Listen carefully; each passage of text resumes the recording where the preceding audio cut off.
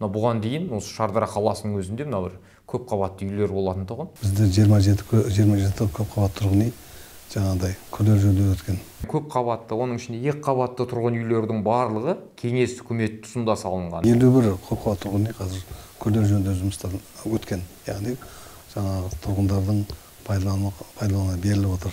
Қанша азамат үй кезегінде тұр қазір? Азаматтардың саны 6000 асып кетті. Жаңылыспасам, кәріз жүйесінің мәселесі болатын тұғын. Кәріз жүйелерінде қайтадан жаңарту жұмыстары қолға алынайын деп жатыр. 2018 жылдан бері 500-ден астам сіздің шешіміңізбен тұрғын үйге жер берілді. Иә. Кезінде осы Шардараға бір тікұшақтар ұшырамыз, туристерді келтіру үшін. Темір жол жүргіземіз деген сынды. Туристік әлеуеті қалай Шардара қаласының? Ол жаңа қызығушылық танытып жатыр. Жаңа күрделі жөндеу жұмыстары жүргізіп, өзіге жаңа әуе ұшақтары келіп қонатын жағдай болады. Қанша турист келеді алыс жақын шетелдерден мынау шағалалы Шардараның табиғатын тамашалауға?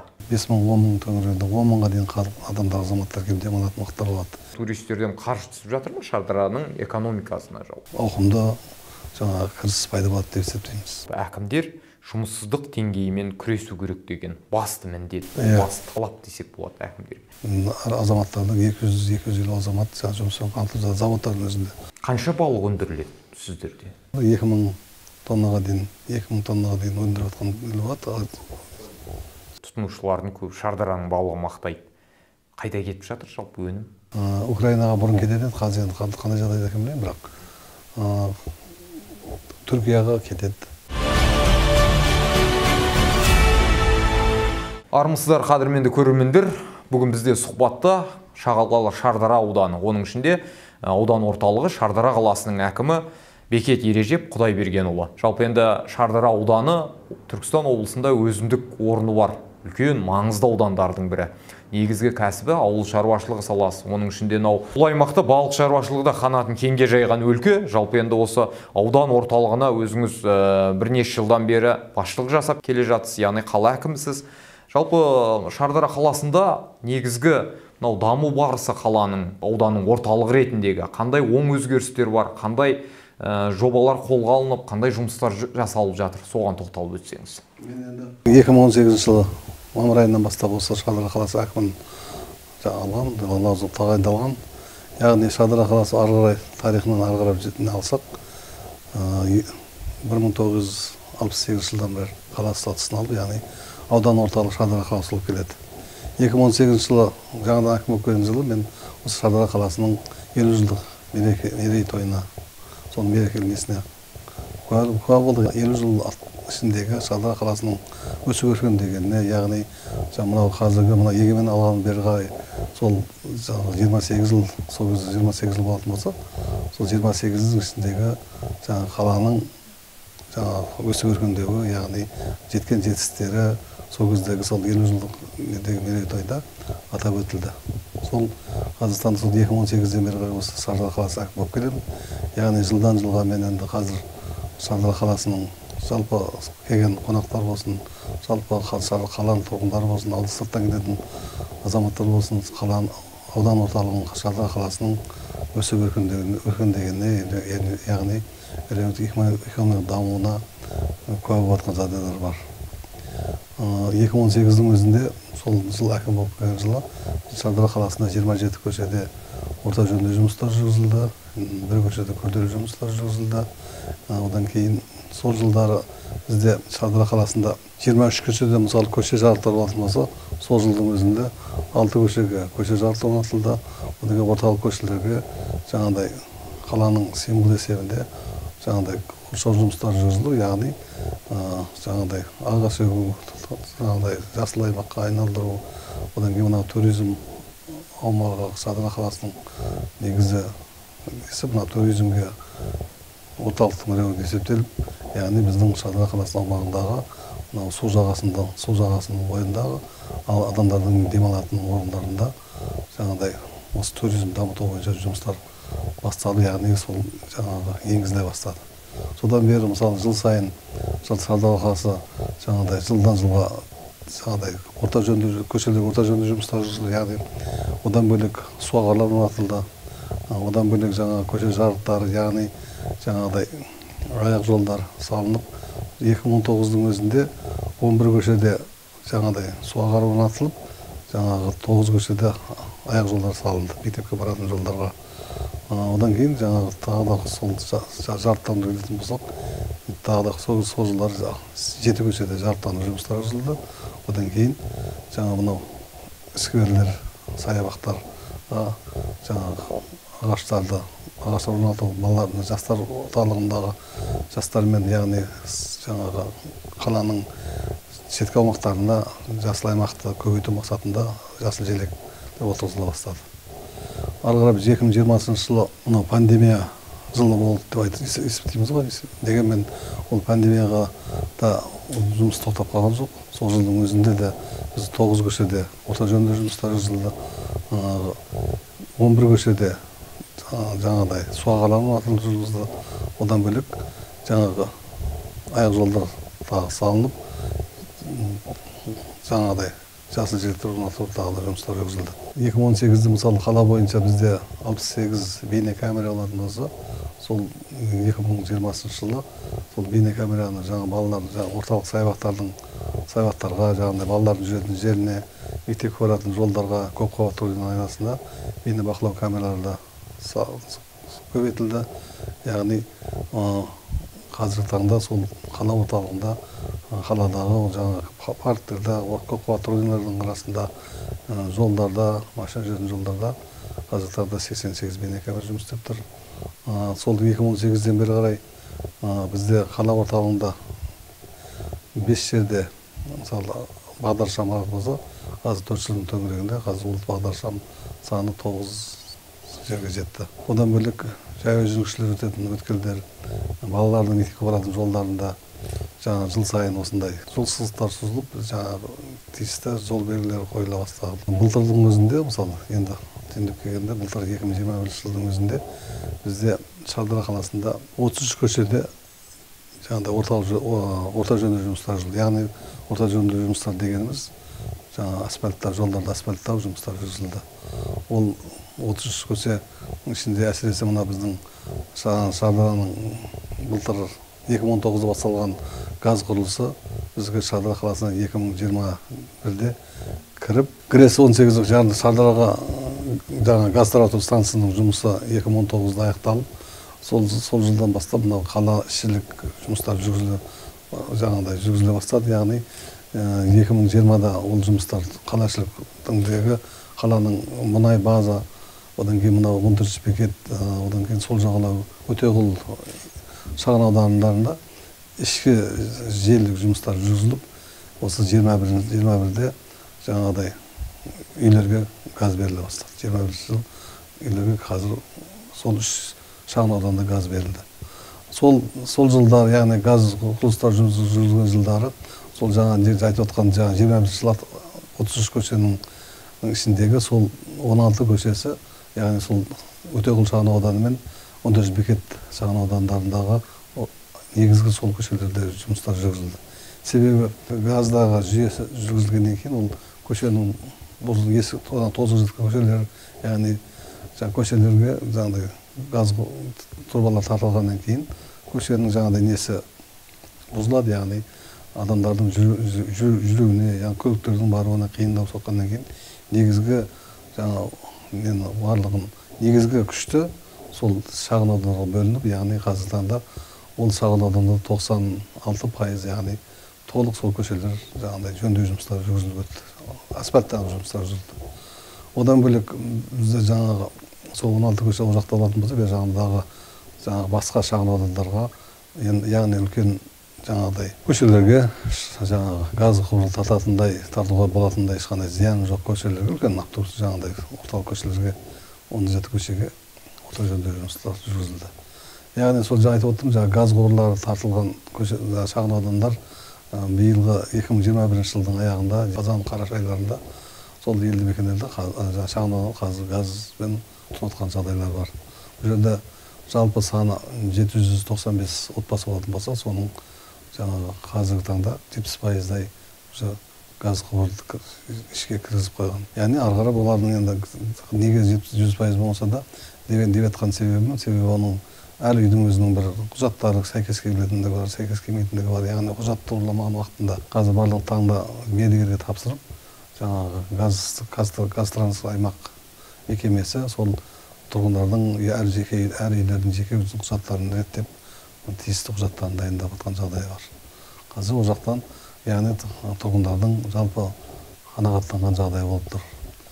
Жаңағы одан бөлек мынау қазір 2021-ге өтпелі кезеңмен, яғни 22 өтпелі кезеңмен Абай, Қызылжар, Қанайдатқа, Мендебей, одан кейін мынау 4-ші шағын аудан, 3-ші шағын аудан, Әсем Мөлтек ауданы, одан кейін мынау Наурыз, Нұр Отан шағын аудандарына газ құбырлар тартылып, енді өтпелі кезеңмен 2022-де ішкі жүйелері жұмыстар жүргізіледі. Яғни сол көшелерден, орталық көшелерден сол тұрғындардың үйіне баратындай жаңағы тұрбалар жүргізіліп, ары қарап тұрғындар тиісті мекемемен, жаңағы мердігерлермен келісімшарт отырып, олар өз үйлеріне кіргізу жұмыстары аяқталады.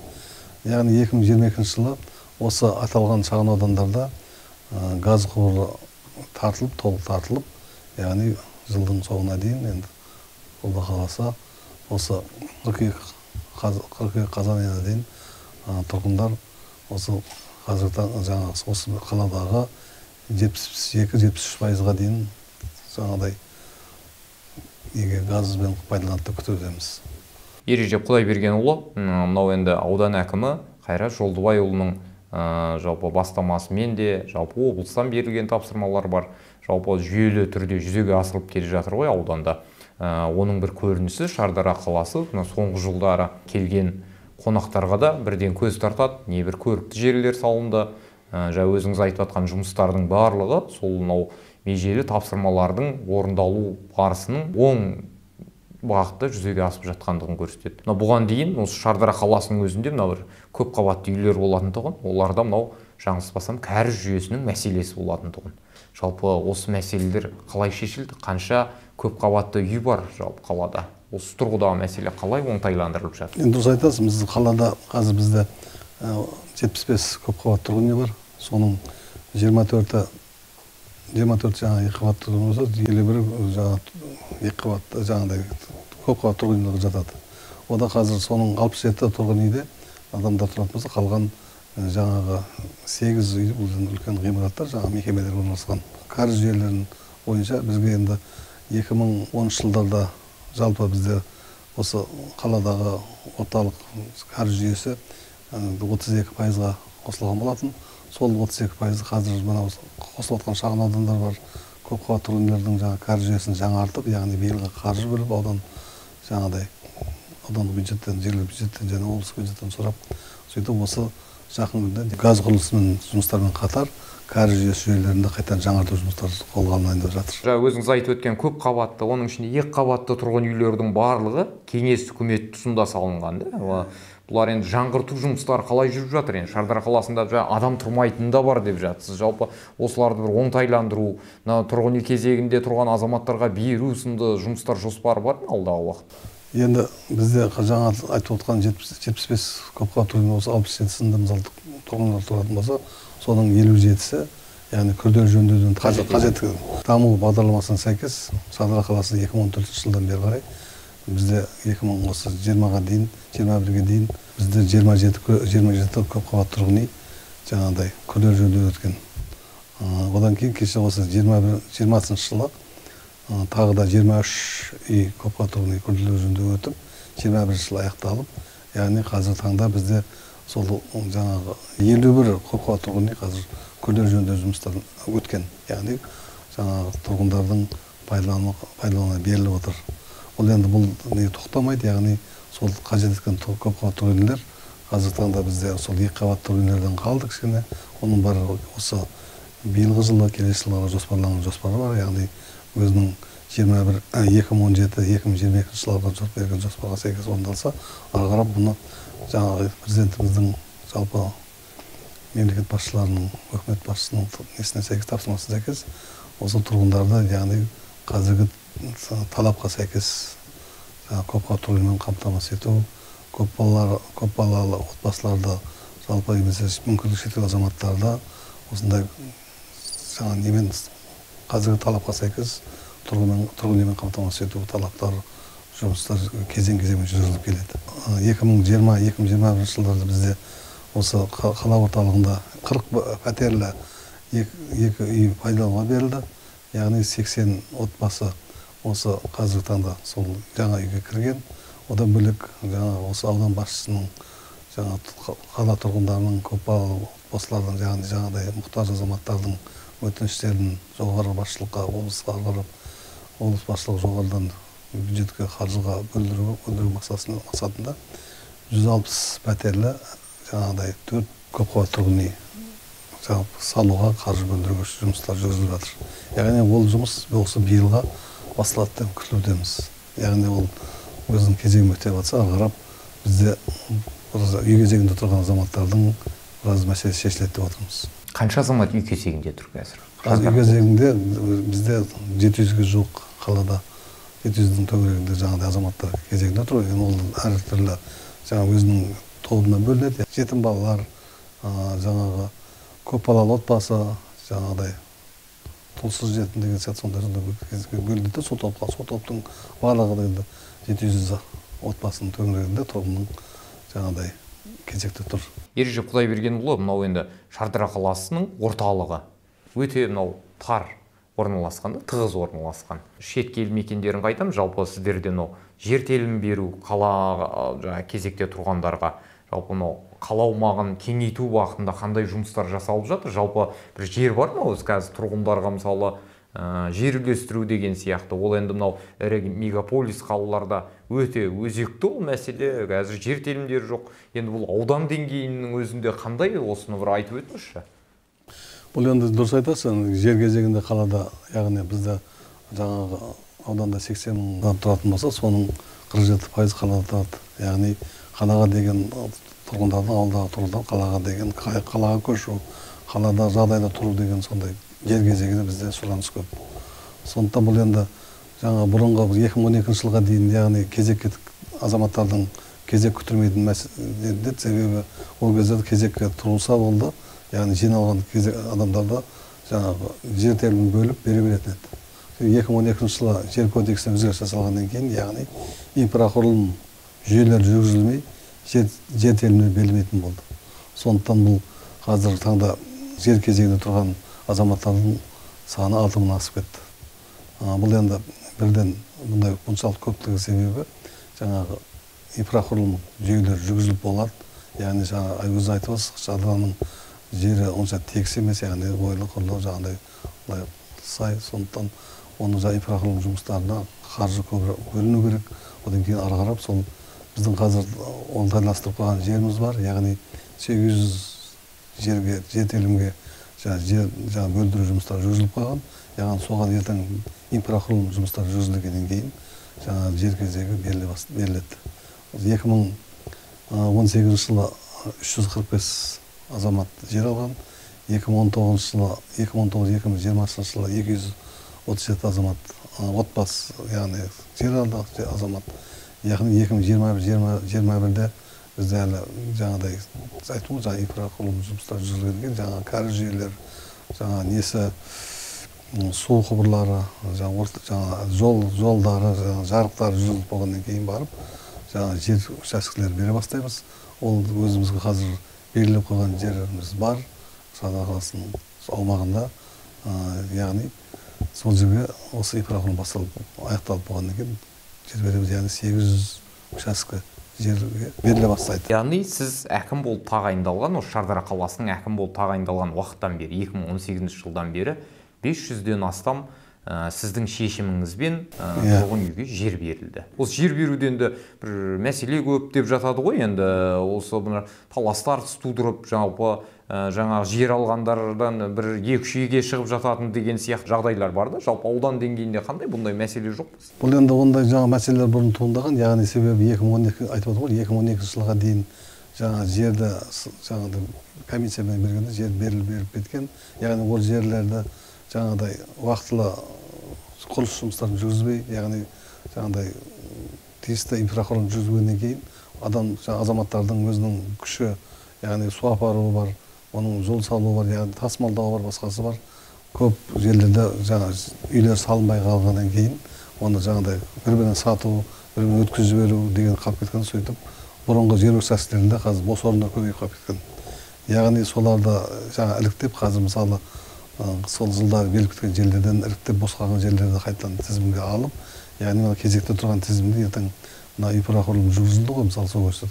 Соны осы кезегі азаматтарға береміз. Яғни жаңа 800 участке біздің жеріміз дайын тұр деп атсақ, одан қосымша жаңа бұрынғы беріліп кеткен жерлерден 200-ге жуық бізге қазір жаңағыдай жер телімдері анықталып отыр. Сонымен қосып бізге сол 1000 жаңа участке жер телімін береді деп күтудеміз. Яғни ол осы жылдың соңына дейін инфрақұрылым біткеннен кейін ары беріле бастайды. Түркістан облысында ең үлкен су қоймасы бар, Шардара қаласы. Мынау кез келген мынау келуші қонақтар үшін өте қызықты, өте әсерлі жерлердің бірі. Міне осы ауданның осындай суы бар, нуы бар аймақты бір туристік орталыққа айналдыру үшін облысқа келіп басшы болып келген талай әкім осыны жандандырамыз, осы бағытты дамытамыз деп күш салды. Тіпті мынау кезінде осы Шардараға бір тікұшақтар ұшырамыз туристерді келтіру үшін. Темір жол жүргіземіз деген сынды. Тіпті бір кейбір жылдар сафари өтті, мысалы осында құмды даланың кереметтері деген сияқты тақырыпта. Жалпы десе де осы жұмыстар нәтижесін беріп жатыр ма? Жалпы туристік әлеуеті қалай Шардара қаласының? Жалпы Шардара қаласында біз айтып отқандай бізде үлкен су қоймасы бар. Соның су қоймасының жанында кезінде жаңағы рекреациялық жер беріліп, қазіргі таңда сол жерде жеке кәсіпкерлер өздерінің жаңағы демалыс орындарын ашып, адамдар, азаматтар сырттан келіп демалып, яғни суға шомылып отқан жағдай бар. Сол осы мәселен, яғни біздің туризм дамыту мақсатында жаңа 2018 жылы Шардара қаласының 50 жылдық мерекесі қарсаңында Сафари Шардара үлкен бір мәдени шара өткен. Яғни бұл жерде халықаралық деңгейде өтті десек болады, себебі біздің Сафари Шардара шарасына Қырғызстан мемлекетінен келді, жаңа бүркіт салу бойынша. Одан кейін түйе жарыстары өткізілді. Одан кейін мынау көршілес Өзбекстаннан келді. Сондай көршілес мемлекеттерден келіп қатысты, Моңғолиядан келген жағдайлар бар.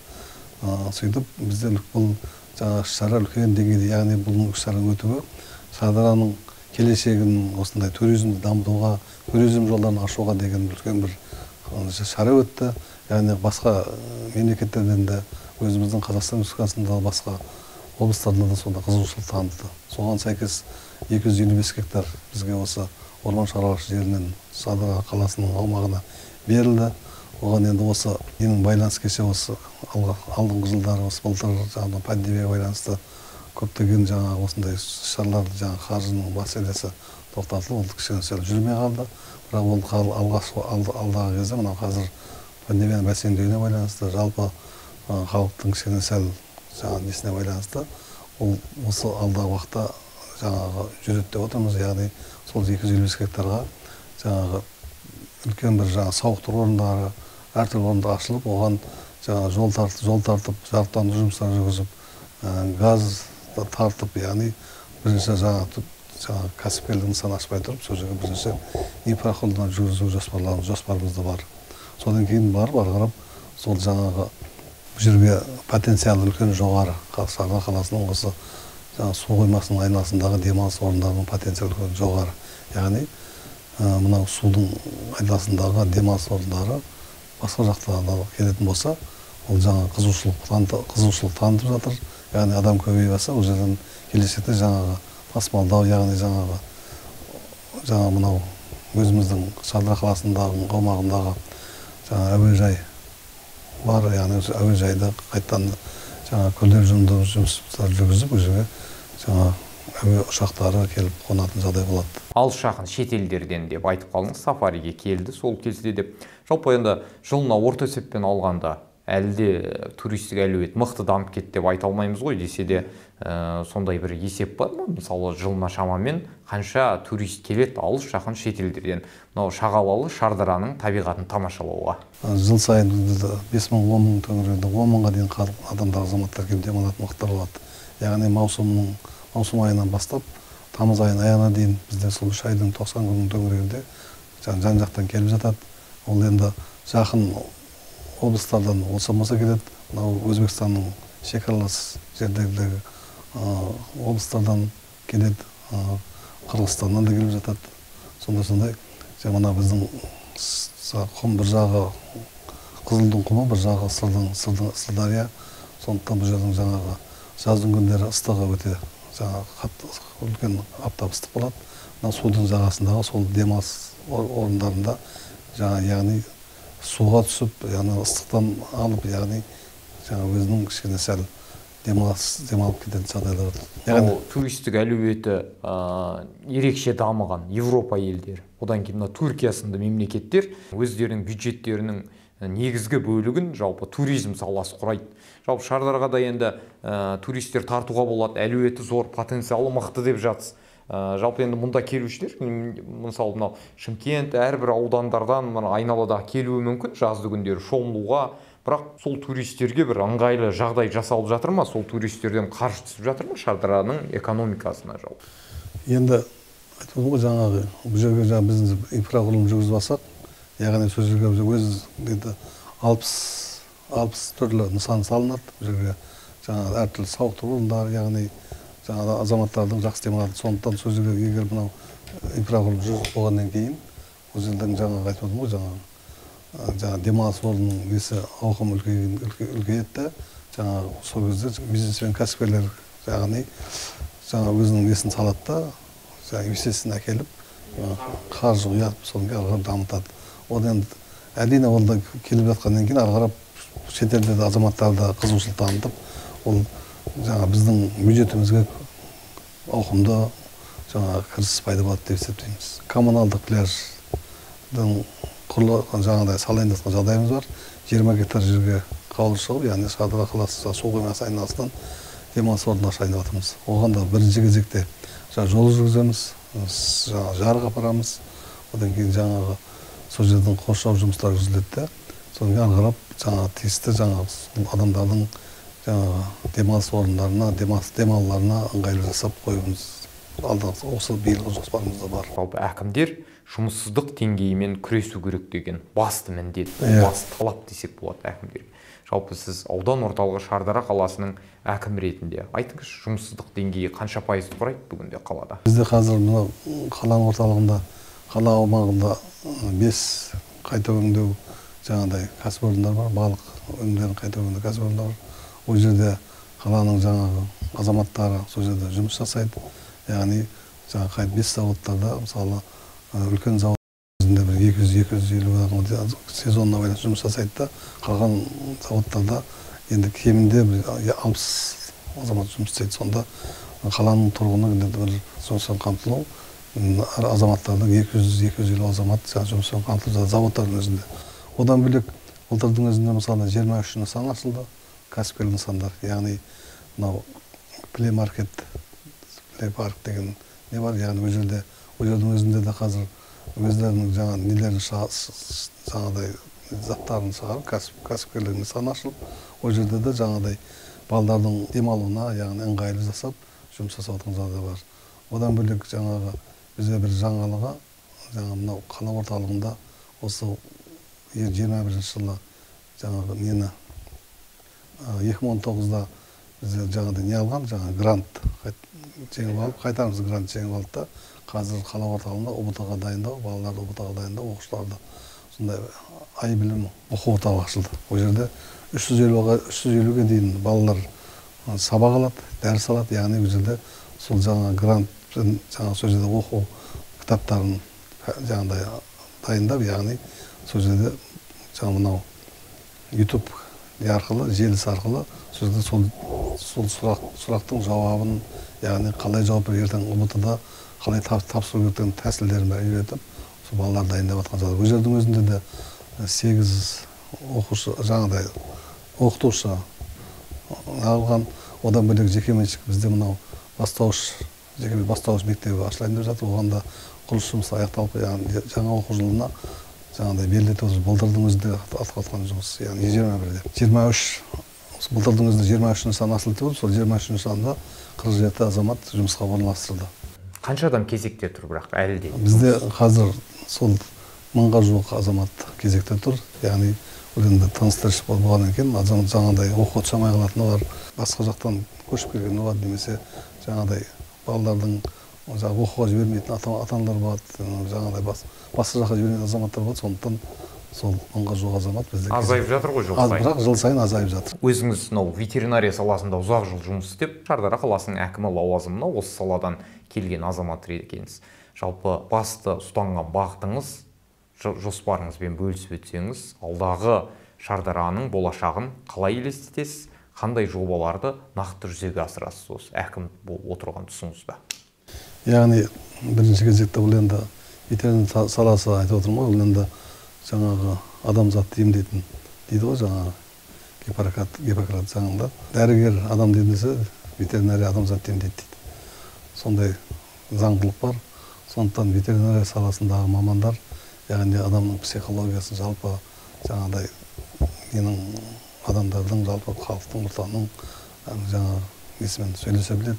Яғни ол сала біздің адамзатты емдейтін деген себебім, жалпы індеттің барлығы сол адамзаттан шығады.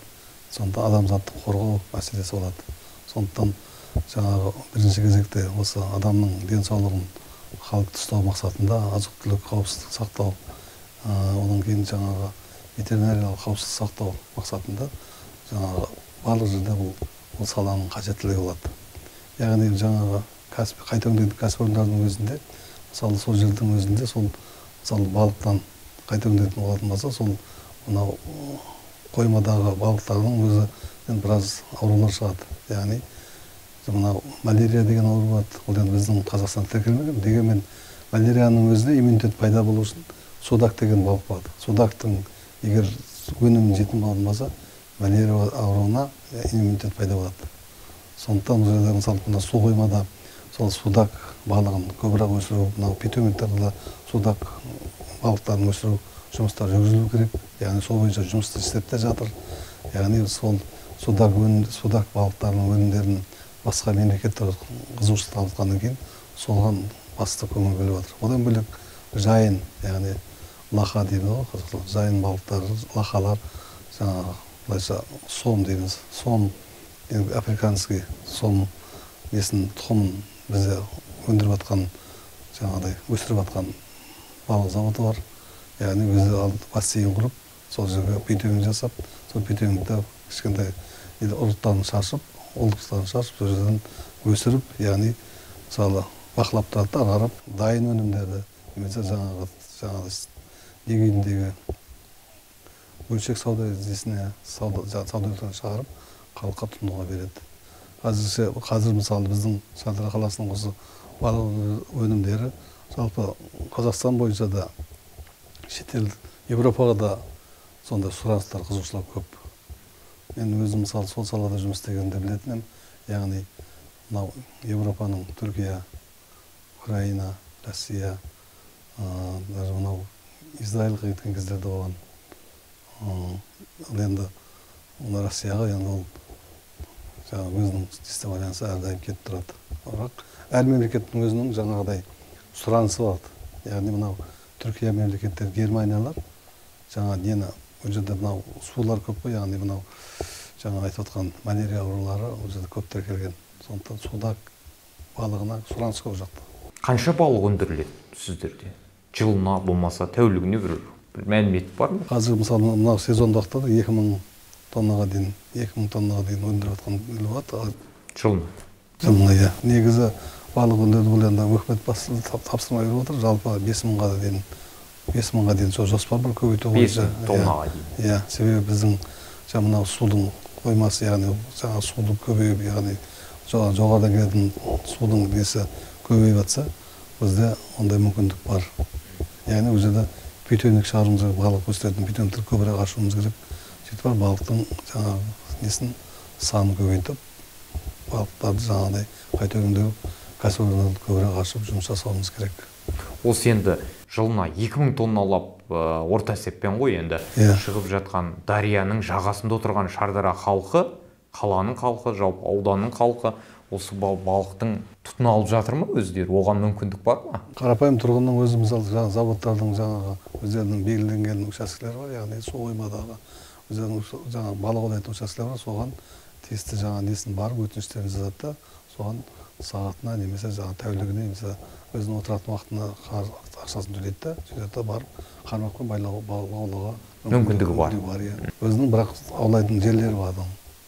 Тәуекел әр жерге барып отыра бермейді. Сол зауыттардың өзінің жаңа балық аулайтын олдыр жаңағыдай шашып, жаңағыдай дән шашып қойған жерлер бар. Сол жерлерге мысалы адамдардың барып қармақпен барып отырып демалатын жаңағыдай аулап отқан жағдай ол жерде қала тұрғыны болсын, аудан тұрғыны болсын, жалпы облыстан, басқа облыстардан келіп жатады. Яғни оны осы әсіресе күзге қарай, мынау жаңа шомылу уақыты аяқталғаннан кейін күзге қарай судың жағасында жаңа балықшылардың отырып аулап отқан жағдай болады. Халықтың көбі, тұтынушылардың көбі шардараның балығы мақтайды. Қайда кетіп жатыр жалпы өнім? Бірінші кезекте біздің мынау үлкен орталықтар, мегаполистерде сауда орталықтары бар. Солармен келісіп өздерінің мысалы сол жерде жаңағы сол сауда орталықтарындағы немен келісіп шарттары бар. Өздерінің жеке магазиндері бар. Сол мысалы Шымкент қаласының Алматыда, Астанада, сол жаққа жаңағы қайта өңдеп, яғни балықтың филесін дайындап жібереді. Шетелге де кетіп жатыр шардаран балықтар. Қай елдер атап айта аласыз? Айтып отырмын ғой жаңағыдай. Мен қазір мысалы Россияға ол кетеді. Украинаға бұрын кетеді, қазір енді қандай жағдайда екенін білмеймін, бірақ Түркияға кетеді, Германияға кетеді. Үлкен кәсіпорындар бар, жаңағы СПК Хамид, Жалғасбаев, жаңағы жеке кәсіпкер, одан кейін мынау Болашақ жерде деген жаңа балық өңдеу заводы бар, Шардара балық өңдеу заводтары бар. Бұлардың Европа нөмірлері бар, яғни Европаға шығаратын мүмкіндігі бар. Ал қалған жаңағы екі кәсіпорындар ол қазірше осы Қазақстан аумағында сатады. Өзіміздің осы тұрғындарға өзіміздің Қазақстан аумағындағы жерге сатып алады. Ал жаңағыдай үлкен кәсіпорындар олар жаңағы сыртқа шығару үшін тек қана жаңағы евро нөмірі алады. Ереже Құдайбергенұлы, мынау қым-қуыт жұмысыңыздан уақыт бөліп, бізге Шардара қаласының тыныс-тіршілігі, мұнда атқарылып жатқан жұмыстар төңірегінде ой бөліскеніңізге алғысымызды білдіреміз. Шардара қаласы өсіп өркендей берсін, алдағы жұмыстарыңызға тек табыс тілейміз.